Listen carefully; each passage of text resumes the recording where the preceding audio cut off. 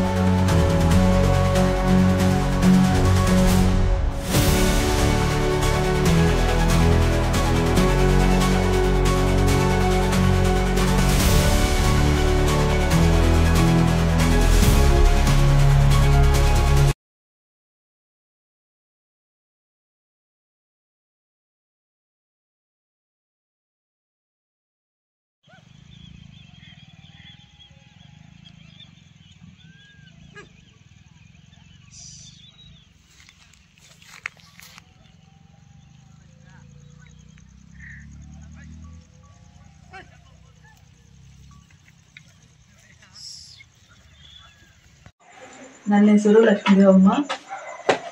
ನಮ್ಮೂರು ಬುರುಡಗುಂಟೆ ನಮ್ಮೂರು. ನಾವು 34 ವರ್ಷದಿಂದ ಇಲ್ಲೇ ವಾಸವಾಗಿದ್ದೀವಿ. ನಾವು ಬುರುಡಗುಂಟೆ ಬಸ್ ಸ್ಟ್ಯಾಂಡಲ್ಲಿ ಪಂಚಾಯತಿ ಮುಂದೆ ಹತ್ರ ಪೆಟ್ಟಿಗೆ ಇಟ್ಕೊಂಡಿದ್ದೀವಿ. ಅದರಲ್ಲೇ ಜೀವನ ಮಾಡ್ತಾಯಿದ್ದೀವಿ. ಆದರೆ ಪಂಚಾಯತಿ ಅವರು ಚೇರ್ಮನ್ ಅವರು ಅಲ್ಲಿ ಭರತ್ ಕುಮಾರ್ ಅವರು ಮತ್ತು ಎತ್ಕೊಂಡೋಗಿ ಎಲ್ಲ ಆ ಕಡೆ ಬಿಸಾಕಿದ್ರು. ಮತ್ತು ನಾವು ಕೋರ್ಟ್ಗೆ ಹೋಗಿ ತಂದಿದ್ದು ಮತ್ತೆ ಎತ್ಕೊಂಡು ಬಂದು ಅಲ್ಲಿ ಇಟ್ಟಿದ್ದರೆ ಮತ್ತೆ ಚೇರ್ಮನ್ ಅವರು ಮತ್ತೆ ಎತ್ಕೊಂಡೋಗಿ ಚೇರ್ಮನ್ ಅವರು JCP ಮಂಜು ಅವರು ಬಸೀರ್ ಅವರು ಎತ್ಕೊಂಡೋಗಿ ಮತ್ತೆ ಕೆರೆಯಲ್ಲಿ ಬಿಸಾಕಿದ್ದಾರೆ. ನಾನು ಹ್ಯಾಂಡಿಕೇಟು, ನಮಗೆ ಜೀವನ ಅದರಲ್ಲೇ ಆಗ್ತಾಯಿತ್ತು. ನಾವು ಇವಾಗ ಜೀವನ ಮಾಡೋದು ಹೆಂಗೆ? ನೀವೇ ನ್ಯಾಯ ಮಾಡಿ ನಮಗೆ. ಮತ್ತು ನಮ್ಮ ಗಂಡನಿಗೆ ಏನನ್ನ ಹೆಚ್ಚು ತಕ್ಕವಾದರೆ ಅವರೇ ನಮಗೆ ಇದು ಮತ್ತು ನಾವಿರೋದು ಒಂದೇ ಮನೆಯೇ, ನಮಗೂ ಯಾರೂ ಸಪೋರ್ಟ ಇಲ್ಲ ಇಲ್ಲಿ. ಅವರಿಂದ ನಮಗೇನನ್ನ ನಮ್ಮ ಯಜಮಾನ್ರಿಗೆ ಏನನ್ನ ಇದು ಬಂದರೆ ನೀವೇ ನ್ಯಾಯ ಮಾಡಬೇಕು, ಅವರಿಂದ ಬಂದ್ರೇ. ಮತ್ತು ನಾವು ಕೆರೆಯಿಂದ ಎತ್ತು ಬಿಸಾಕಿದ್ದಾರೆ. ನಾವು ಸ್ಟೇಷನ್ಗೆ ಹೋಗಿ ಹೇಳಿದ್ರೆ, ಪೊಲೀಸರಿಗೆ ಹೇಳಿದ್ರೆ ಅವ್ರು ಬಂದು ಅವ್ರ ಕಡೆನೇ ಮಾತಾಡ್ತಾರೆ, ಚೇರ್ಮನ್ ಕಡೆನೇ ಮಾತಾಡ್ತಾರೆ. ಅವರು ನಮ್ಗೆ ಸಪೋರ್ಟ್ ಮಾಡೋರು ಯಾರು? ನೀವೇ ನ್ಯಾಯ ಮಾಡಿ ನಮಗೆ.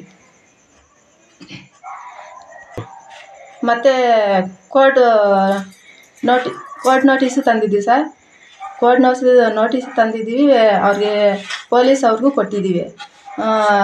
ಬಿಸಾಕಿದ್ದಾರೆ ಅವ್ರು ಎತ್ತು. ಏನು ತಂದಿರೋದು ನೀವು? ಏನು ಕೆಲಸ ಮಾಡೋದಿಲ್ಲ ಇಲ್ಲಿ, ಏನು ಮಾಡ್ಕೊತಾರೆ ಹೋಗಿ, ಮಾಡ್ಕೊ ಹೋಗಿ ಅಂತ ಬಿಸಾಕ್ಬಿಟ್ಟು ಅವ್ರ ಕಡೆನೇ, ಚೇರ್ಮನ್ ಅವ್ರ ಕಡೆನೇ ಮಾತಾಡ್ತಾರೆ ಅವರು. ನಾವೇನು ಮಾಡೋದಿದ್ದೀವಿ ಹೇಳಿ, ನೀವೇ ನ್ಯಾಯ ಹೇಳಿ ನಮಗೆ.